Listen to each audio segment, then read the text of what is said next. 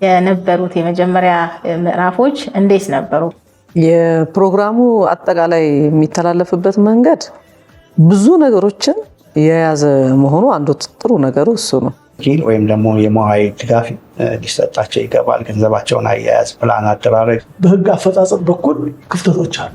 ማህበረሰብ ላይ ደግሞ አሁንም ቁልፍ የሆኑ ማህበረሰቦችን ድምጽ ማስገባት አለብን። ከተጨባጭ እውነተኛ ታሪክ ህብረተሰቡ እንዲማር ጭምር ያስቻለ የህዝብ አስተያየት ቢሰበሰብ አድማጩ የእናንተን ሀሳብ ለመቀበል ተመልሰን እንገናኛለን። ሰላም እንዴት አላችሁ? ውድ የወደ ሀገር ቤት ፕሮግራም ተከታታዮቻችን፣ ይህ ፕሮግራም በፍልሰትና ፍልሰት ተመላሽ ሴት ኢትዮጵያውያን እውነተኛ ታሪክ ላይ የሚያተኩር ሲሆን በፖፑሌሽን ሚዲያ ሴንተር እና በዩኒሚን በተገኘ የገንዘብ ድጋፍ በአባይ ቴሌቪዥን ዘወትር ቅዳሜ በዚህ ሰዓት የሚቀርብላችሁ ሳምንታዊ መሰናዷችን ነው። በዛሬ ፕሮግራማችን እስከዛሬ ባቀረብናቸው የተለያዩ ፍልሰትና የፍልሰት ተመላሽ ሴቶች እውነተኛ ታሪኮች ላይ እናንተን ውድ ተመልካቾቻችንን ከታሪካቸው ምንስ ተማራችሁ፣ ምንስ ታዘባችሁ የሚለውን ነገር ከእናንተ ከውድ ተመልካቾቻችን ሀሳብና አስተያየቶቻችሁን የምንቀበልበት ነው። ያለፉትና የተመለከታችኋቸውን ፕሮግራሞች በእናንተ ህይወት ውስጥ ምን አዎንታዊ ተጽዕኖ አመጡ፣ ምንስ ተማራችሁበት ብለን ጠይቀን መልሳችሁ ልንቀበል እንዲሁም በፕሮግራማችን ይሄ ቢስተካከል ይሄ ቢጨመር የምትሉትም ነገር ካለ ሀሳባችሁ ልንቀበል እና ልናስተካክል ዝግጅቶቻችንን ጨርሰን ወደ እናንተ እንመጣለን። አብራችሁን ቆዩ። ሰላም ውድ ተመልካቾቻችን እንደምን ከረማችሁ? ይህ ሳምንታዊ ነው ወደ ሀገር ቤት ፕሮግራማችን ነው። እንግዲህ ወደ ሀገር ቤት ፕሮግራማችን የመጀመሪያውን ምዕራፍ ጨርሰን ወደ ሁለተኛው ምዕራፍ እየተላለፍን ነው። በመጀመሪያው ምዕራፍ ላይ ወደ ሀገር ቤት ፕሮግራም በፍልሰትና ፍልሰት ተመላሽ ሴቶቻችን ላይ ስናቀርብ የነበረው ፕሮግራም እንዴት ነበር? ወደ ሁለተኛው ምዕራፍ ደግሞ ስንሸጋገር ምን አይነት ነገሮች መካተት አለባቸው የሚሉትን ፕሮግራሞች እየሰራው ነው ያለሁት። እንግዲህ ዛሬ የምገኘው የአዲስ አበባ ከተማ አስተዳደር ሴቶችና ማህበራዊ ጉዳይ ቢሮ ኃላፊ ከወይዘሮ ቆንጂት ጋር ቆይታ ይኖረኛል። ከዚህ ቀደም በፍልሰትና ፍልሰት ተመላሾች ዙሪያ አብረን ቆይታ አድርገን ነበረ። እንግዲህ ዛሬም እንዴት ነበር ፕሮግራሙ፣ ወደፊትስ ምን አይነት ነገሮች ይካተቱ የሚለውን አብረን ቆይታ እናደርጋለን። ተከታተሉ። ሰላም ወይዘሮ ቆንጂት። እሺ ተናስተልኝ። እንዴት ናችሁ? እግዚአብሔር ይመስገን። እንዴት ነሽ? እግዚአብሔር ይመስገን። ሰላም ነው? ቆይታ ስራ ጥሩ ነው። እንግዲህ ያው ካሁን በፊትም በፍልሰትና ፍልሰት ተመላሽ ሴቶቻችን ዙሪያ ላይ ሰፊ ማብራሪያ አድርገን ነበረ። እንግዲህ አሁንም ወደ ሁለተኛው ሲዝን እያለፍን ስለሆነ ከዛ በፊት አስተያየቶችን መቀበል ስላለብን ወደ አንቺ መተናል። ፍቃድሽ ሆኖ ስላገኘሁሽ ደስ ብሎኛል በድጋሚ። እንግዲህ ያው ፕሮግራሙ ስለ ፍልሰትና ተመላሾች ጉዳይ ከፖሊሲ አንጻር ግንዛቤን በማሳደግ ረገድ ምን ያህል ውጤታማ ነበር ያለሽ? ያው ተከታታያለሽ። ወደ ሀገር ቤት ፕሮግራም እኔ በጥሩ ሁኔታ ነው ያየሁት። በተለይ በዋናነት ፕሮግራሙ በጣም እያስተማረ በተለያዩ መንገዶች ግንዛቤ የሚያስጨብጥ ፕሮግራም ነው ማለት ነው። በተለይ አጠቃላይ የሀገራችን ፖሊሲ ምን ይላል፣ ትግበራው ምንድነው የሚለውን እንደዚሁም ደግሞ በድራማ መልክ ደግሞ ቀስቃሹ ማን ነው፣ ችግር ፈጣሪው ማን ነው፣ ምን ችግር ይገጥማቸዋል የመሳሰሉትን በደንብ አድርጎ የሚያሳይ ፕሮግራም ስለሆነ እኔ በደንብ ሰፋ ተደርጎ ቢሰራ በጣም ጥሩ ነው የሚል አለኝ ማለት ነው። በተለይ ደግሞ ከፖሊሲ አንጻር ህብረተሰቡ በደንብ ግንዛቤም ከማግኘት አንጻር ክፍተቶች አሉ። የትኛው ነው ትክክለኛ መንገድ፣ ይሄ ከፍልሰት አንጻር ጉዳቱ ምንድነው፣ የት አካባቢ ሲሄደው ሪፖርት መደረግ አለበት የሚሉትንም በደንብ አድርጎ ያስጨብጣል የሚል አለኝ።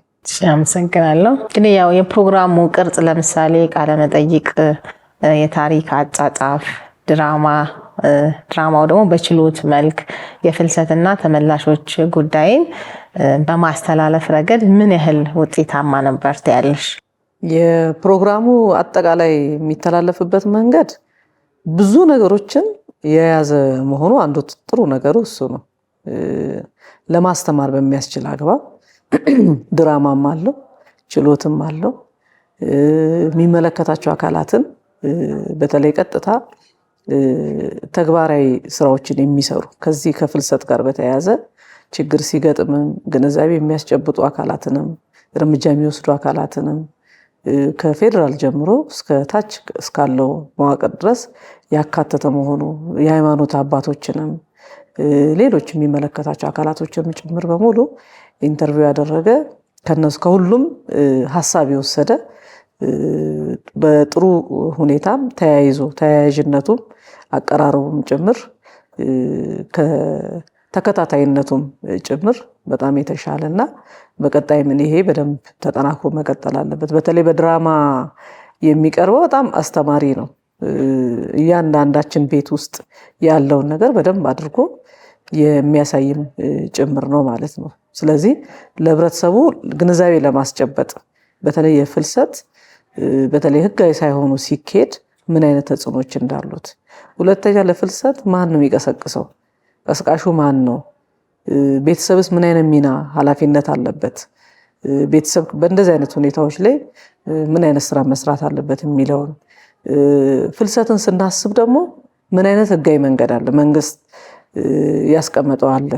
በህጋዊ ሆኖ መሄድ ምን ያህል ከብዙ ነገር ሴቭ እንደሚያደርግ ከአካል ጉዳትም ከስነ ልቦናም ህይወት ማጣትም ጭምር እንደዚሁም የሰሩበትን ደግሞ በህጋዊ መንገድ ከማግኘት አንጻር ፕሮግራሙ አንድ አካባቢ ብቻ ሳይሆን የተለያዩ የሀገሪቱ ክፍሎች ላይ ሄዶ በተለይ ደግሞ በዋናነት እውነተኛ ታሪኮችን መነሻ ያደረጉ በድራማ መልክም ቢሆን እንዲቀርቡ በኢንተርቪውም እንዲቀርቡ የተደረገበት አግባብ ከተጨባጭ እውነተኛ ታሪክ ህብረተሰቡ እንዲማር ጭምር ያስቻለ በተለይ ደግሞ እነዚህ ህገወጥ የሰዎች ዝውውር ላይ የመሳሰሉት የሚሰሩ አካላትም አንደኛ ራሳቸውን እንዲገደቡ የሚያደርግ፣ ሁለተኛ ህብረተሰቡ ሁሉም ወደ ውጪ ይዞ የሚሄደው ሁሉ ህጋዊ ነው የሚለውን ነገር ህጋዊ ያልሆኑ በርካታ አካላትም ጭምር እንዳሉ ያሳየበት ሁኔታም ጭምር ነው። አመሰግናለሁ። እንግዲህ ፖሊሲና የመንግስት እርምጃን በተሻለ ሁኔታ ለማሳወቅ ሁለተኛው ምዕራፍ ምን አይነት የፕሮግራም ይዘት ወይም ቅርጽ መከተል አለበት ያለሽ? እኔ በቀጣይ አሁን ካለው አንጻር በተለይ የዚህ የህገወጥ የሰዎች አዘዋዋሪ አካላት በጣም እየተበራከቱ ህብረተሰቡም አንዱ ከአንዱ ከመማር አንጻር ክፍተቶችም ጭምራሉ። ስለዚህ እኔ በደንብ በተለይ እውነተኛ የሆኑ ገጠመኞች፣ ታሪኮች ከፍትህ አካላት ጋርም በደንብ በመቀናጀት ከፖሊስ ጋርም በደንብ በመቀናጀት ክልሎች ላይ ካሉ አካላት ጋርም እንደኛ ቢሮም ጭምር በደንብ በመቀናጀት ተጨባጭ የሆኑ ኬዞች እየቀረቡ ህብረተሰቡ ከመበዝበዝ መዳን መቻል አለበት። ህጋዊ መንገዶችን ደግሞ በደንብ አድርገን የምናሳይበት በተለይ ስራና ክህሎት ሚኒስቴር የጀመረው በጣም መልካም የሆነ ትልቅ ፕሮግራምም ጭምር ነውና ይሄንን ማስገንዘብ አለብን። ሌሎች በድለላነትና በህጋዊ ባልሆኑ መንገድ የሚሰሩ አካላትን ጭምር ከዚህ ሲስተም ሊያስወጣ የሚያስችል ጠለቅ ያለ ትልቅ ፕሮግራም ቢሰራ ህብረተሰቡን በጣም ግንዛቤ እንዲያገኝ ያደርጋል። ሌሎች አካላትም እዚህ ላይ የሚሰሩ አካላትም እንዲነቃቁ ተባብረው ተጋግዘውም ጭምር በቅንጅት እንዲሰሩ የሚያስችልም ጭምር ይሆናል ማለት ነውና ከዚህ አንጻር በተለይ በጣም ችግር የገጠማቸው ታሪኮችን ጭምር ታሳቢ ተደርጎ ቢሰራበት በህገወጥ ሰዎች አዘዋዋሪ ምን አይነት ችግር እንደገጠማቸው በደንብ ሊተነትኑ የሚችሉ እንደዚሁም ደግሞ የተወሰዱ እርምጃዎች እንግዲህ ውሳኔ የተወሰነባቸው ዶሴዎችን ማግኘት የሚቻል ከሆነ ከፍትህ አካላት በእውነተኛ ታሪክ ላይ የተመሰረተ ተደርጎ ቢሰራ ህብረተሰቡ በአካልም ይጠበቃል፣ በህይወትም ይጠበቃል፣ ከኢኮኖሚ ብዝበዛም ጭምር መዳን ይችላል። በተለይ ደግሞ በጣም በርካታ አጭበርባሪዎች በዚህ በሶሻል ሚዲያ ላይ የተለያዩ መልእክት እያስተላለፉ ካናዳ እንልካለን እንደዚህ ሀገር እንልካለን በሚል የሚያስተላልፏቸው መልእክቶችም ጭምር ስላሉ እነሱን ህብረተሰቡ የተሳሳቱ ነገሮችን እንዲረዳ እንዲገነዘብ ብናደርግ በጣም አስተማሪ የሆነ ፕሮግራም ይሆናል ብዬ አስባለሁ። እንግዲህ ስለሰጠሽን ማብራሪያ እጅግ አድርጌ አመሰግናለሁ። ያው በቀጣይ ምዕራፍ ላይ በሌላ ጉዳይ ላይ እንገናኛለን ብዬ አስባለሁ። እጅግ አድርጌ አመሰግናለሁ። እንግዲህ ውድ ተመልካቾቻችን ወደ ሀገር ቤት የተሰኘው ፕሮግራም ሁለተኛው ምዕራፍ ምን መስተካከል አለበት፣ ፕሮግራም ውስጥ እንዴት ነበር የሚለውን ከአዲስ አበባ ከተማ ሴቶችና ህፃናት ማህበራዊ ጉዳይ ቢሮ ኃላፊ ከወይዘሮ ቆንጂት ጋር የነበረኝ ቆይታ ይሄንን ይመስላል። ስለነበረን ቆይታ እጅግ አድርጌ አመሰግናለሁ። ሌሎች እንግዶች ይኖሩኛል፣ ተከታተሉ። እንግዲህ ውድ ተመልካቾቻችን ይህንን ፕሮግራም ከፖፕሌሽን ሚዲያ ሴንተር ከዩኤንሚን በተገኘ የገንዘብ ድጋፍ በአባይ ቴሌቪዥን ዘወትር ቅዳሜ በዚህ ሰዓት የምናቀርብላችሁ ሳምንታዊ መሰናዷችን ነው። እንግዲህ አሁን ስለ ፍልሰትና ፍልሰት ተመላሾች ዙሪያ ወደ ሀገር ቤት የተሰኘው ፕሮግራም ከአሁን ቀደም የተለያዩ ክፍሎችን ስናቀርብላችሁ ቆይተናል። እንግዲህ የነበሩት የመጀመሪያ ምዕራፎች እንዴት ነበሩ ፕሮግራሞቹ? አሁን ደግሞ ወደ ሁለተኛው ምዕራፍ እየተሸጋገርን ስለሆነ ከዛ በፊት የመጀመሪያው ፕሮግራም ምዕራፍ እንዴት ነበረ፣ ቀጣይ ደግሞ ምን አይነት ይዘቶች ሊስተካከሉ ሊገቡ ይችላሉ የሚሉትን ከፖፕሌሽን ሚዲያ ሴንተር ከቲሙ ጋር ቆይታ ይኖረኛል። እንግዲህ በመጀመሪያ ከፖፕሌሽን ሚዲያ ሴንተር የኢትዮጵያ ተጠሪ ከዶክተር ኃይለኛው ጋር ቆይታ ይኖረኛል። ተከታተሉ። ሰላም ዶክተር። ሰላም። እንዴት ነው? ሰላም ነው? ለኔ ማስከን እንግዲህ ያው ፖፕሌሽን ሚዲያ ሴንተር ከዩኤንሚን ጋር በመሆን ወደ ሀገር ቤት የተሰኘውን ፕሮግራም ከዳኛ ይታይ ጋር በመሆን ለተመልካቾች ግንዛቤ እየፈጠርን ያለን መሆኑ ይታወቃል። እንግዲህ የመጀመሪያውን ምዕራፍ ጨርሰናል። ወደ ሁለተኛው ምዕራፍ ደግሞ ለመሸጋገር እንዴት ነበር ፕሮግራሙ፣ ቀጣይስ ምን አይነት ይዘቶችን ይዘን እንሄድ የሚለውን ነገር እንግዲህ ቲሙ ጋር ለማውራት ነው ዛሬ የተገኘ ነው። እንግዲህ የመጀመሪያው ዙር ወደ ሀገር ቤት ፕሮግራም ይዘት በስራችሁ ላይ በድርጅታችሁ ላይ ፍልሰትና ተመላሾች ያጋጠማቸው ተግዳሮቶችን በትክክል አንጸባርቋል ብላችሁ ታስባላችሁ? አመሰግናለሁ ዳኛ ይታይ። ፖፕሌሽን ሚዲያ ሴንተር መጀመሪያ ከአባይ ቲቪ ጋራ በፍልሰት ዙሪያ እና ከፍልሰት ተመላሾች ዙሪያ የሚሰራው ፕሮግራም በጣም ጠቃሚ የሆነ ፕሮግራም እንደሆነ ለህብረተሰቡ ጠቃሚ እንደሚሆን እናምናለን እና እንደ ፖፕሌሽን ሚዲያ ሴንተር ደስተኞች ነን። ይሄ ማህበራዊ የሆነ ችግር ነው። በአንድ በተወሰነ ፕሮግራም ውስጥ ደግሞ ቀርፈን እናጠፋዋለን ብለን የምናስበውም አይደለም። ነገር ግን በህብረተሰቡ ዘንድ እየዋለ እያደረ ግንዛቤ በማስጨበጥ በኩል ከፍተኛ የሆነ አስተዋጽኦ ይኖረዋል ብለን እንገምታለን። እስካሁን ድረስ ከአባይ ቲቪ ጋር ላለፉት ምናልባት 3 ወር ተኩል እስከ 4 ወር በማይበልጥ ጊዜ ውስጥ የተለያዩ የቴሌቪዥን ፕሮግራሞች እንደቀረቡ እናውቃለን።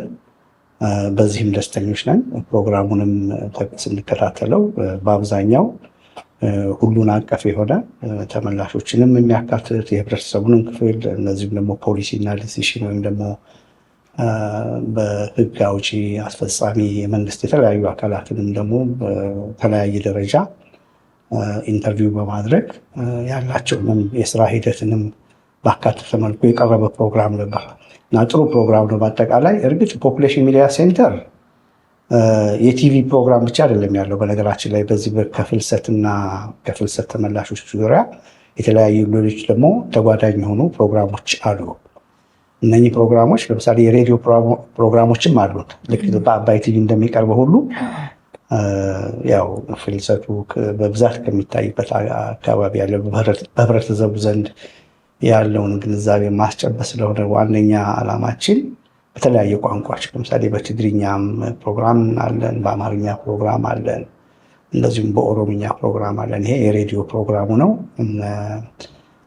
በጣም ጥሩ የሆነ የሬዲዮ ፕሮዲውሰሮች በተለያየ ቋንቋ በዚሁ ልክ የአባይ ቲቪ እንደሚያቀርበው የቲቪ ፕሮግራም ጥሩ የሆነ ፕሮግራሞች እየተካሄዱ ነው ያለው እና ከዚህም በተጨማሪ ደግሞ ሌሎች የመስክ ስራዎችም አሉ።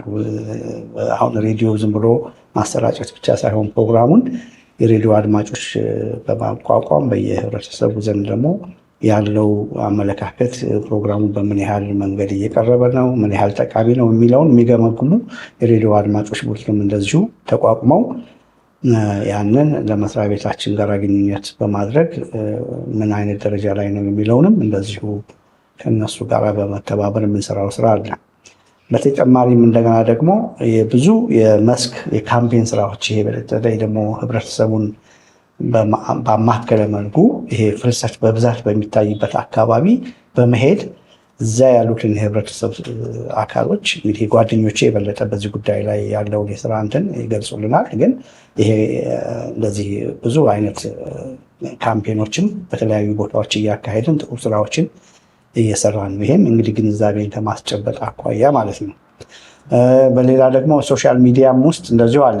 ሶሻል ሚዲያ በተለይ በጣም በአሁኑ ጊዜ ወጣቱ እንደምናየው ብዙ ተጠቃሚ ስለሆነ ያንን የሶሻል ሚዲያ ፕላትፎርሙን ለመጠቀም በፖፑሌሽን ሚዲያ አሁን ለምሳሌ ቲክቶክ አካውንታችን በፖፑሌሽን ሚዲያ ሴንተር ቲክቶክ አካውንት በርካታ የሆኑ ሰዎች እየተከታተሉት አጫጭር የሆኑ ድራማዎችን መልእክት አዘል የሆኑ ጠቃሚ የሆኑ ቁም ነገር አዘል የሆኑ መልእክቶችንም እንደዚህ እናስተላልፋለን። ከሶሻል ሚዲያም በተጨማሪ ደግሞ እንደገና በዲጂታል ሚዲያም በኩል የተለያዩ መልእክቶችን እያዘጋጀን ደግሞ እሱንም እንደዚሁ ወደ ህብረተሰቡ እንዲደርስ እናደርጋለን ማለት ነው እና በአጠቃላይ የኔ እይታ እስካሁን ድረስ በቀረበው በተለይ አባይ ቲቪ ጋር የነበረን ፕሮግራሞች ተከታትያቸዋለሁ። ዳኛ ይታይ አንቺን እስከ መስክ የሚሄድሽ በዛ በመስክ ደረጃ ያወያየሻቸው ሰዎች ብዙ እንደነበሩ አውቃለሁ። እንደዚሁም ደግሞ እዚህም በሀገር ውስጥ ደግሞ ያሉ የተለያዩ የስራ ኃላፊዎችንም በመጋበዝ ጉዳዩ ደግሞ በቀጥታ የሚመለከታቸውንም ደግሞ በማነጋገር ያቀረብሽውና ያደረግሽው የፕሮግራም እንትን ውጤታማ ነው የሚል ግምት አለኝ። እርግጠኛ ነኝ ይሄ ደግሞ በእኛ ስላልን ሳይሆን በሪሰርች ይደገፋል ብዬ አስባለሁ። ከትንሽ ጊዜ ወራት በኋላ ከአንድ 2 ወር በኋላ የራሱን የቻለ የምርምርና የጥናት ቡድን በተለያዩ ቦታዎች አሰማርተን ምን ያህል ውጤታማ ነው የሚለውን ደግሞ እንገመግማለን ማለት ነው እና እስካሁን የነበረው አጠቃላይ አካሄዱ ጥሩ እንደሆነ ነው ለመናገር እና ደግሞ አስተያየት መስጠት እንፈልገው። ጥሩ እንግዲህ ያው የሁለተኛው ምዕራፍ ለአገልግሎት አሰጣጥ የበለጠ ጠቃሚ የሚያደርጉት ምን አዳዲስ ፕሮግራሞችን ቀርጸን ወይም ደግሞ ይዘቶችን አካተን መሄድ አለብን ይላሉ። የትኛው ይዘት ላይ ብናተኩር የእናንተን ተቋም ስራ መደገፍ ያስችለናል? ምን ይዘቶች ይካተቱ ይላሉ? በየትኛው ይዘት ላይስ እናተኩር ይላሉ? ጥሩ እንግዲህ ምንድነው ይሄ ፕሮግራም እንግዲህ በመጀመሪያ ነገር ፖፑሌሽን ሚዲያ ሴንተር ብቻውን የሚሰራው አይደለም። ያው ዋና የፋይናንሻል ድጋፉን ዩኤን ውመን ወይም ደግሞ የተባበሩት መንግስታት የሴቶች ኤጀንሲ የምንለው ዩኤን ውመን ሰፖርት የሚያደርገውና በዚህ አጋጣሚ ዩኤን ውመንንም ማመስገን አለብን እና ይሄ ሀሳቡም ድጋፉም ከነሱ ጋር በመተባበር የተሰራ ስለሆነ እና እንግዲህ በምን ላይ ትኩረት ማድረግ አለበት? እንግዲህ ዋናው ከፍልሰት ተመላሽ እንግዲህ ወንዶችም ሊሆኑ ይችላሉ ሴቶችም፣ ግን እኛ በተለይ ደግሞ በጣም ለተለያየ ችግር ተጋላጭ የሆኑ ሴቶች ስለሆኑ በሴቶች ላይ ትኩረት አድርገን ነው እየሰራን ያለ ነው እና አንዱ በሚመለሱበት ጊዜ ይሄ ኢኮኖሚክ ራሳቸውን ደግሞ ለማቋቋም ከማህበረሰቡ ጋር መጀመሪያ መቀላቀል አለባቸው። ከውጭ በሚመጡበት ጊዜ ከፍልሰት ሲመለሱ ወደ ማህበረሰቡ ነው የሚመለሱት እና በሚመለሱበት ጊዜ ማህበረሰቡ በአዎንታዊ መልኩ ሊቀበላቸው ይገባል። በማጣጣል ሳይሆን ወይም ደግሞ በማንጓጠጥም ወይም ደግሞ እንደው እነሱን ምንም እንዳልተሳካላቸው ሞራል በሚለካ መንገድ በማግለል ሳይሆን ነገር ግን ወደ ህብረተሰቡ ሊቀበላቸው ይገባል። በአዎንታዊ መልኩ ሊቀበላቸው ይገባል። ከዛ በኋላ እንግዲህ የኢኮኖሚክ ደግሞ ድጋፍ ያስፈልጋቸዋል። አንዳንዶቹ ውጭ ሀገር በሚቆዩበት ጊዜ ገንዘብ ይዘው መጥተው ያንን ገንዘቡንም እንዴት በአግባቡ እንደሚጠቀሙ የማያውቁ አሉ። ስለዚህ ትንሽ የሆነ ስኪል ወይም ደግሞ የሙያዊ ድጋፍ ሊሰጣቸው ይገባል። ገንዘባቸውን አያያዝ፣ ፕላን አደራረግ በምን መንገድ ደግሞ ምክንያቱም ብዙዎቹ ከውጭ የሚመጡ ከፍልሰት የሚመጡ እህቶቻችን ዝም ብለው መምጣታቸውን ብቻ ሳይሆን ማየት አለብን። አንዳንዶቹ ሙያም ይዘው ይመጡ አሉ። የተለያዩ በቆዩባቸው ዓመታት ውጭ ሀገር የተለያየ ሙያ እነኛ ሙያዎች እንግዲህ ሊለያዩ ይችላሉ። በቤት አካባቢ ያላቸው ሙያ ሊሆን ይችላል፣ ወይም ደግሞ በልጅ አስተዳደግ ሊሆን ይችላል፣ በጽዳት አያያዝም ሊሆን ይችላል። ከዚያም በበለጠ በተለያየ ሙያዎች ውስጥ ይዘዋቸው የመጡትን ሙያዎች ሳይለቁ ግን እነኛ ሙያዎች አዳብረው ኢኮኖሚክሊ ደግሞ በህብረተሰቡ ዘንድ ራሳቸው እንዲችሉና ሌላውንም ህብር ተጠቃሚ እንዲያደርጉ ማገዝ ያስፈልጋል። ስለዚህ ኢኮኖሚና ገንዘቡ ፋይናንሻል ላላቸው ትንሽ እንዴት አድርገው አጠቃቀሙን በሚመለከት ምክር የመስጠትና የማቋቋም ነገር ነው። ገንዘብ ደግሞ የሌላቸው ብዙዎች አሉ። ምንም ነገር ሳይዙ ደግሞ ሳይሳካላቸው ይመጣዋል እና እነሱን ደግሞ በተሻለ መጠን ከተለያዩ ፋይናንሻል የማይክሮ ፋይናንስም ሊሆን ይችላል ከተለያዩ ባንክም የመሳሰሉ ጋራ በማገናኘት የብድር አገልግሎት አግኝተው ራሳቸውን ሊያቋቁሙ በሚችሉበት መልክ እገዛ ሊደረግላቸው ይገባል። ስለዚህ ፕሮግራሙ አሁን እንደ ዳኛ ይታይ ፕሮግራም እንትን ከዚህ በፊት ተዳስሷል። እርግጥ ግን ከዚህ አኳያ ያላቸው ተግዳሮት ምንድን ነው?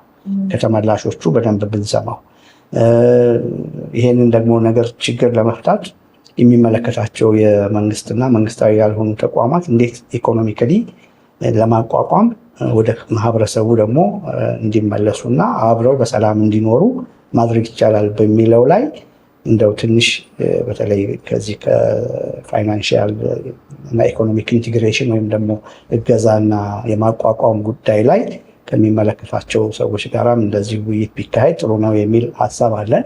አንዱ ይሄ ነው። ሁለተኛው ደግሞ የሚፈልጉት እንግዲህ እንደ ተመላሾች ብዙ ጊዜ የሳይኮሎጂካል ሰፖርት የምንለው አለ። ወይም ደግሞ ብዙዎቹ ውጭ ሀገር በሚቆዩበት ጊዜ የተለያየ ችግር ውስጥ ተጋልጠው ሊሆን ይችላል እና በዚህም የተነሳ ያለሙትና ያሰቡት ነገር ስላልተሳካላቸው አንዳንዳቸው ሞራላቸውም እንትን ያለ ነገር ሊኖር ይችላል። አንዳንድ ደግሞ ጥቃትም የደረሰባቸው ሊኖሩ ይችላሉ። ሌሎቹ ደግሞ በተለያየ አይነት መልክ በጭንቀት አይነት መልክ እዚህም በሚመጡበት ጊዜ ወደ ህብረተሰቡ ሲመለሱ ምን ይዤ ነው የምመለሰው? ህብረተሰቡ እንዴት ነው የሚቀበለኝ? ብዙ ከትዳርም ጋር በተያያዘ ከቤተሰቡም ጋር የተያያዘ ብዙ ጭንቀት ስላለ ይሄንን ጭንቀት በሚመለከት ደግሞ ሊያማክሩ የሚችሉ የስነ ልቦና የሳይኮሎጂስት የምንበላው የሳይካትሪስት የአይምሮ ደግሞ ሐኪሞች ሊሆኑ ይችላሉ። ከዛ ጋር ተያያዥነት ያላቸው የካውንስሊንግ ስራ በስፋት ይሄ በቀጣይነት መቀጠል ያለበት ነገር ነው። ስለዚህ ከዚያም ጋራ በዚህ ሙያ አካባቢ ያሉትን ሰዎችንም ይሄ ፕሮግራሙ ምንድን ነው በዚህ ጋር በተደጋጋሚ የሚታየው ችግር የአይምሮ የስነ ልቦና ችግር ያን ችግር ለመቅረፍ ደግሞ ምን መደረግ አለበት ከሚለው ከሙያተኞች ጋራ እንደዛ አይነት ነገር ያስፈልጋል የሚል ሀሳብ አለኝ። ሌላው ደግሞ እንግዲህ ምናልባት ፕላትፎርሙ የለም እንጂ የዳኛ ይታይ ፕሮግራም ዲያስፖራ ያሉትንም ከዚህ ከፍልሰት የሄዱ ሰዎች እንዴት ነው የሚኖሩት? ኑሯቸው አልጋ ባልጋ ነው? እዛ የሚገጥማቸው ችግር አለ? አንዳንድ ጊዜ ቴሌኮንፈረንስም ሊሆን ይችላል። በአሁኑ ጊዜ ቴክኖሎጂው ይፈቅዳል በቀላሉ በቴሌግራምም ወይም በዋትስአፕም ላይ የቪዲዮ ኮል ምናምን በማድረግ እነኛን ሰዎችን በማነጋገር ሊመክሩን የሚችሉት ነገር ለህብረተሰቡ ሊያስተላልፉት የሚፈልጉት ነገር ካለ እዛ ከዲያስፖራውም አካባቢ የሚገጥማቸውንም ችግር አካባቢ ትንሽ ቀንጨብ ባለ ሁኔታ ህብረተሰቡ እንዲሰማው እንዲያውቀው እዚህም ያሉ ወገኖቻቸው እንዲረዱት ቢደረግ ደህና ነው የሚል ሀሳብ አለኝ። በመጨረሻ ደግሞ ማህበረሰቡ በተለይ ያው ዞሮ ዞሮ ፍልሰት የሚመለሱ ሰዎች ወደ ማህበረሰቡ ነው የሚገቡትና ከዚያ አኳያ እንግዲህ ማህበረሰቡ እንዴት ነው መቀበል ያለበት? ምን እገዛ ሊደረግላቸው ይገባል? አሁን ከህግ አኳያ አቶ ብርሃንም ስላለ የህግ አማካሪያችን በኋላ እሱ የሚሰጠው አስተያየት ይኖራል ብዬ አስባለሁ። ግን በእኔ በኩል እንግዲህ እነዚህ ፕሮግራሞች ተጠናክረው ቢቀጥሉ ጥሩ ነው የሚል ሀሳብ ነው ያለው። ዶክተር እንግዲህ እጅግ አድርገን እናመሰግናለን። ያው ቀድሞ የተላለፈውንም ወደፊት ምን መካተት አለበት ብለው የሰጡን ማብራሪያ በጣም ጥሩ ነው። እነዚህ ነገሮችን አካተን በቀጣይ ደግሞ በተሻለ መንገድ እና መልኩ ይዘቶችን አስተካክለን ወደ ሀገር ቤት ፕሮግራማችንን እንቀጥላለን ማለት ነው። እንግዲህ ውድ ተመልካቾቻችን ከፖፑሌሽን ሚዲያ ኮሚኒኬሽን አድቫይዘር ከአቶ አሸናፊ አራርሳ ጋር ደግሞ አሁን ቆይታ ይኖረኛል። እንግዲህ አቶ አሸናፊ ራሱን በደንብ አስተዋውቆልኝ ስለ ፕሮግራሙ በደንብ አድርጎ እንዴት ነበር ፕሮግራሙ፣ ቀጣይስ እንዴት መስተካከል አለበት የሚለውን በተጨማሪ አስተያየት ይሰጠናል ማለት ነው። እሺ እንግዲህ ዳኛ ይታይ እዚህ ድረስ ስለመጣችሁ እኔም አንቺንም እንደገና አባይ ቲቪንም ከልብ በማመስገን እጀምራለሁኝ። ያለፉት ከፍልሰትና ፍልሰት ተመላሾች ፕሮግራም በጣም ጥሩ ነበሩ። በተለይ ከተማ አካባቢ ለሚኖሩ ዶክተር ቅድም ብዙ ስላነሳ ቴሌቪዥን ፕሮግራም አሁን እየጀመርን ነው፣ ወደ ቴሌቪዥን እየመጣን ነው። ምክንያቱም ከተማ ላይ ያሉ በተለይ ቴሌቪዥን መጠቀም ለሚችሉ ማህበረሰብን መያዝ ስለሚገባ ማለት ነው እና ከተማ ላይ ያሉ ታርጌት ኦዲየንሶቻችን ወይም ደግሞ ተመልካች አድማጮቻችን ተደራሽ ለመሆን ትክክለኛ አማራጭ ነው ቴሌቪዥን እና በዛ እየመጣን ያለ ነው። ስለዚህ ያለፉት ፕሮግራሞች 15ቱም እንትሮች በየሳምንቱ ቅዳሜ እኔም ከሚከተሉት ውስጥ ከሰዓት በኋላ ከሚከተሉት ውስጥ አንዱ ነኝና ይዘታቸው በጣም ጥሩ ነበሩ። በጣም ሰዎችን ያስተምራሉ። በተለይ እነዚህ ኬስ ሴናሪዎችን በማምጣት በተለይ እውነተኛ ታሪክ ላይ የተመሰረቱ የህግ ውሳኔ የሚጠይቁና እዛው የህግ ዳኝነቱን ሲሰጥ ብዙ ሴቶችን በተለይ ፍልሰትና ከፍልሰት ተመላሾች ሴቶች ብዙ ትራውማታይዝ ሆነዋል እና ከማህበረሰቡ፣ ከቤተሰብ፣ ከጓደኛ ብዙ አይነት የክህደትና እንዲሁም ደግሞ ገንዘባቸውን የመበላት ነገር ሲደርስባቸው ምን ማድረግ እንዳለባቸው ወደ ህግ አካል ሄዶ የህግ ውሳኔ እንዲያገኙ ብዙ ትምህርት የሚሰጥ ስለሆነ ብዙ ሴቶች ይማሩበታል ብዬ አስባለሁ። መጨረሻ ላይ 2 ፕሮግራሞች ሊሆኑ ይችላሉ። የህዝብ አስተያየት ቢሰበሰብ የአድማጩ የተመልካቹ ወደ ሀገር ቤት የተሰኘ የፖፑሌሽን ሚዲያ ሴንተር ከዩኒ ጋር በመተባበር ከዳኛ ኢታይ ጋር ያቀረበ ፕሮግራም በዚህ ቅዳሜ ይተላለፍ ነበርና እንዴት አያችሁት? ምን መስተካከል አለበት? ምን መሆን አለበት የሚለውን ለእኛ ጥሩ ፊድባክ ነውና እሱ ቢካተትበት በጣም ጠንካራ ይሆናል ብዬ አስባለሁ። የህዝብ አስተያየት በጣም ወሳኝ ስለሆነ። ከዛ ውጭ ደግሞ በቅርቡ የስደተኞች ቀን ወይም የፍልሰተኞች ቀን በዓለም አቀፍ ደረጃ ይከበራል፣ በኢትዮጵያም ሊከበር ነውና እሱም ከቨሬጅ ቢያገኝና እዛ ላይ የሚነሱ ሀሳቦችን በደንብ ዳብሮ ለቴሌቪዥን ቢቀርብ ፕሮግራሙ የበለጠ ያጠነክራል ብዬ አስባለሁ። ይሄን ይመስላል። ጥሩ እንግዲህ አመሰግናለሁኝ አሼ። ያው ስለነበረው የፕሮግራሙ ቆይታ እንዴትስ መስተካከል አለበት የሚቀጥለው ምዕራፍ የሚለውን ጥሩ አስተያየት ሰጥተናል። እንግዲህ ያው በጋራ የምንሰራው ነው የሚሆነው፣ አስተካክለን እንቀጥላለን ማለት ነው። እንግዲህ ውድ ተመልካቾቻችን አሁን ደግሞ ከፖፑሌሽን ሚዲያ ሴንተር ከፕሮግራም አስተባባሪ ከአቶ ሰለሞን ጋር ደግሞ ስለ ፕሮግራሙ እንዴት ነበር ወደ ሀገር ቤት ፕሮግራም እንዴትስ ቀጣይ ምዕራፍ ደግሞ ምን አይነት ይዘቶች መስተካከል አለባቸው የሚለውን ደግሞ አቶ ሰለሞን ተስፋዬ አስተያየት ይሰጡናል። እስቲ እንግዲህ ዳኛ ኢታይ ፕሮግራም ላይ በጣም ቆንጆ ብለን የምናስበው ህብረተሰቡ የሚቀይሩ ፕሮግራሞች እና ከዳኛ እይታ አንጻር ደግሞ የሚቀርቡ ፕሮግራሞች አሉ እና አብዛኛውን ከፍልሰት ተመላሽ እና ወደ ፍልሰት የሚሄድ ከህግ ጋር በጣም ቁርኝነት ያለው ሂደት ነው እና በእንደዚህ አይነት መልኩ መቅረቡ በጣም አስተማሪ ፕሮግራም ነው ብዬ ነው የማስበው።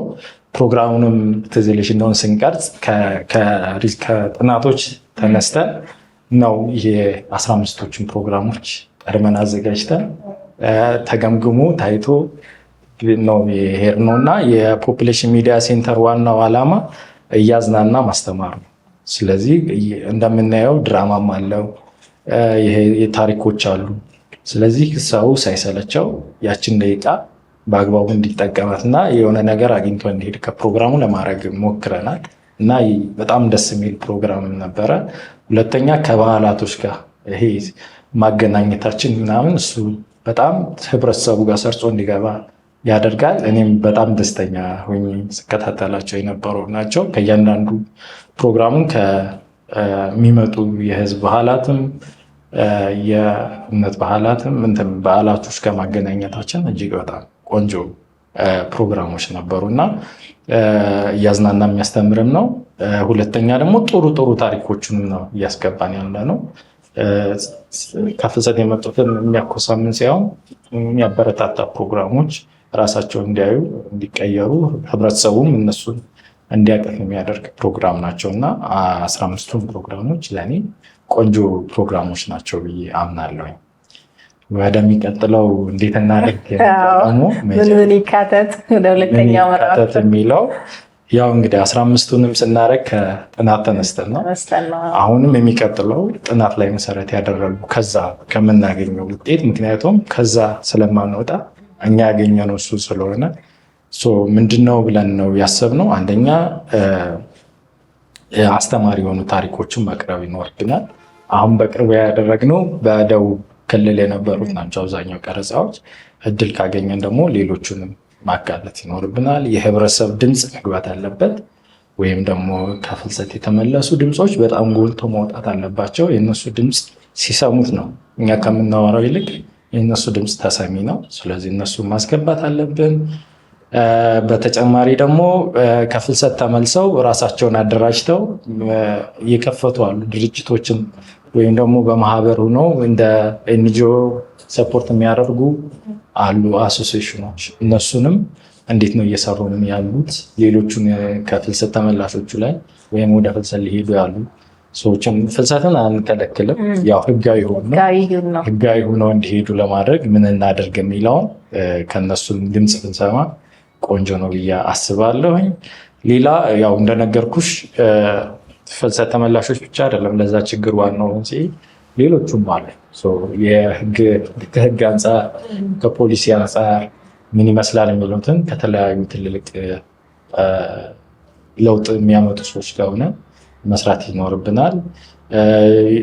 ዶክተር ቅድም እንዳለው የአእምሮ ላይ የሚሰሩ የአእምሮ ሐኪሞች ላይ የሚሰሩ ወይም ደግሞ የስነ ልቦና ባለሙያዎች ላይ በጣም ትኩረት አድርገን መስራት ይላል ጥናቱም ላይ እንደዛ ስለሚል እሱን መስራት አለብን። ማህበረሰብ ላይ ደግሞ አሁንም ቁልፍ የሆኑ ማህበረሰቦችን ድምፅ ማስገባት አለብን ብዬ አስባለሁ። ሌላው ስናስተምር ደግሞ የምናስገባት ያለብን የኮሰሰ ታሪክ ሳይሆን ወይም ደግሞ የእሷን መበደል የሚያሳይ ሳይሆን ጥሩ ደግሞ መጥቶ ጥሩ አቀባበል የተደረገላቸው የተቀየሩ እነዛንም ማቅረብ አለብን። ህብረተሰቡ ከዛ መማር አለባቸው። ከተመላሹ ነው ተቸግረው ምን ብለው የሄዱትን ብቻ አይደለም ማቅረብ ያለብን። ስለዚህ ከጥሩ ነገር ትምህርት አለና እሱንም መጥተው ቆንጆ ተቀባይነት አግኝተው ማህበረሰቡ በደንብ ተቀብሏቸው ምንም ብር ሳይኖራቸው መጥተው እንኳን ደህና መጣሽልኝ ብሎ ወደ ህብረተሰቡ የተቀላቀሉትንም በጣም ማውጣት ቆንጆ ነው ብዬ ነው አምናለሁ። የህግንም ክፍሉን እንደዛው ቢቀጥል ህግ የሚታይበት እይታ እንደዛው ቢቀጥል ደስ ይለኛል። ይህን ያለኝ አስተያየት ፕሮግራሙ ላይ ደስ እናመሰግናለን። እንግዲህ ሶል ያው አሁን ባወራናቸው እና በተነጋገርነው መሰረት አስተካክለን እንቀጥላለን ማለት ነው። እንግዲህ ውድ ተመልካቾቻችን አሁን ደግሞ ከፖፕሌሽን ሚዲያ ሴንተር የህግ አማካሪ ከአቶ ብርሃኔ መጉሴ ጋር ደግሞ ቆይታ ይኖረኛል። እንግዲህ አቶ ብርሃኔ የሙያ ባልደረባይ ናቸው። እንግዲህ ከእሳቸው ጋር ቆይታ እናደርጋለን። እንግዲህ ያው ስለ ፕሮግራሙ እሳቸው እንደ ፖፕሌሽን ሚዲያ ሴንተር እንደ ህግ አማካሪ ፕሮግራሙ እንዴት ነበር፣ አሁንስ ምን አይነት ይዘቶችን ይዞ ይቀጥል የሚለውን ደግሞ እሳቸው አስተያየት ይሰጡናል። እንግዲህ አቶ ብርሃኔ በጣም አመሰግናለሁ። እንግዲህ የስራ ጓደኞቼ በሰፊው አብራርተዋል። ሁልጊዜ ብዙ በሰፊው ውይይት ከተደረገ በኋላ እና ገለጻ ከተደረገ በኋላ ብዙም የሚቀር ነገር ስለሌለ ከበድ ይላል። ቢሆንም የበኩሌን ለመጨመር ያህል እንግዲህ ፖፕሌሽን መጀመሪያ ፕሮግራማቸውን በሚመለከት አልፎ አልፎም ቢሆን እከታተለዋለሁ። በጣም ትምህርታዊ ነው በእውነት። በተለይ በፍርድ ቤት ባለው ስነስርዓት የሚካሄደው አልፎ አልፎ አንዳንዴ ኢሞሽን ይመለከታል ይገባል እዛ ውስጥ እና ያለ ነገር ነው። ግን ያም ሆኖ ከማንኛውም የመደበኛ ፍርድ ቤት ስርዓት አካሄድ የተሻለ ነው ብል የተሳሳትኩ አይሆንም እና ጥሩ ነው፣ ግፉበት። የህግ አተረጓጎሙም መልእክቱም ትምህርታዊ መልእክቱም ለህብረተሰቡ በጣም ተደራሽ ስለሆነ በዚሁ በርቱበት ነው የምለው።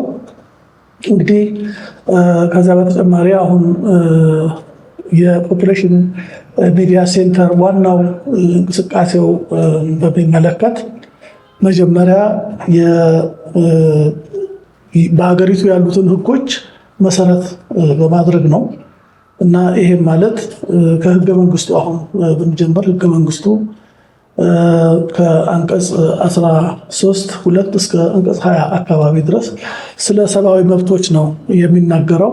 በተለይ ስለ ስደተኞችና ተመላሾች ባይናገርም በአጠቃላይ ስለ ሰብአዊ መብት ስለሆነ የሚናገረው እና በተለይ ደግሞ አንቀጽ 13(2) የህገ መንግስቱ ሰብአዊ መብቶች አጠባበቅ አተረጓጉሙ ከኢንተርናሽናል ህጎች፣ ስምምነቶችና ደንቦች ጋር የተጣጣመ ትርጉም ስለሚሰጠው እንግዲህ ሰብአዊ መብት ሲባል እንግዲህ ስደት ተመላሾችንና ስደተኞችን የሚመለከት በመሆኑ ስለዚህ የነሱ መብት በዚያ የተካተተ ነው ማለት እንችላለን።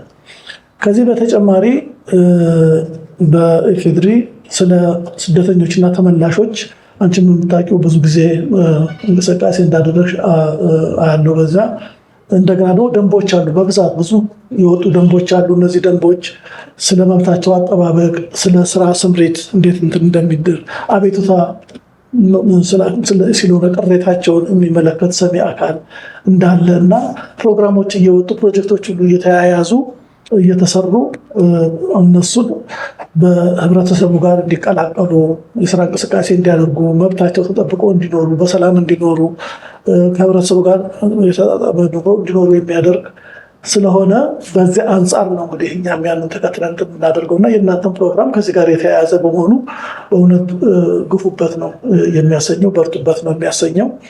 ያው እንግዲህ አቶ ብርሃንም እንዳሉት ዶክተርም እንዳሉት ምንድነው እንግዲህ ፍልሰት የሚፈልሱትም ከፍልሰት ሲመለሱም የተለያዩ ጉዳቶች፣ ጥቃቶች ይደርሱባቸዋል። ያው የምናየው የምንሰማው ነው። አሁን እንግዲህ ይህንን ፕሮግራም ከጀመርኩ በኋላ እውነተኛ ከፍልሰት የተመለሱ ወደ ፍልሰት የሄዱ እውነተኛ ታሪኮቻቸውን ይዘው የሚቀርቡ ሴት ፍልሰተኛ እህቶቻችን ላይ ነው እነሱን እያገኘዋቸው ነው ኢንተርቪው ማድረገው እና እንግዲህ ቡታጅራም ሄደን ሰርተናል።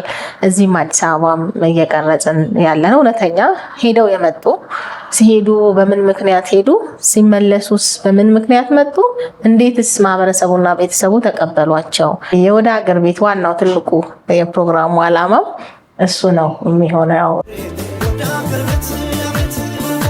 እንግዲህ ውድ ተመልካቾቻችን ከፖፕሌሽን ሚዲያ ሴንተር የስራ ባልደረቦች ጋር አብሬ ቆይታ አድርጌያለሁ። በፍልሰትና ፍልሰት ተመላሾች ዙሪያ ወደ ሀገር ቤት የተሰኘው ፕሮግራም ላይ እንግዲህ የነበራቸውን አስተያየቶች፣ ፕሮግራሙ እንዴት ነበር ሄደው፣ በቀጣዩስ ምዕራፍ ደግሞ ምን አይነት ይዘቶች ይካተቱ፣ እንዴት መሆን አለበት የሚለውን እንግዲህ ጥሩ ማብራሪያና አስተያየት ተቀብያለሁ። እንግዲህ በቀጣይ ደግሞ እንዴት አድርገን ነው በወሰድነው አስተያየት ላይ የተሻለ ፕሮግራም አካተን የተሻለ ይዘቶችን አካተን ወደ እናንተ የምናቀርብ ነው የሚሆነው። እንግዲህ ስለነበረን ቆይታ እጅግ አድርጌ አመሰግናለሁ። ውድ የወደ ሀገር ቤት ተከታታዮቻችን የዛሬ ፕሮግራማችን የተከታተላችሁትን ይመስላል። እስከ ዛሬ ባቀረብናቸው ፕሮግራሞች ላይ የነበራችሁን ሀሳብና አስተያየት፣ የተማራችሁበትን ያገኛችሁትን ቁም ነገር ምን እንደነበር ሀሳባችሁን ተቀበልን። እንዲሁም ወደ ሀገር ቤት ፕሮግራማችን ላይ ምን ቢጨመር፣ ምን ቢስተካከል፣ ምን ቢቀነስ ይሻላል ብለን ጠይቀን ሀሳባችሁን ተቀበልን። በሚቀጥለው ሳምንት በዚሁ በተመሳሳይ ሀሳብ በፕሮግራማችን ላይ የእናንተን ሀሳብ ለመቀበል ተመልሰን እንገናኛለን። እስከ ሳምንት ቸርን ሰንብት።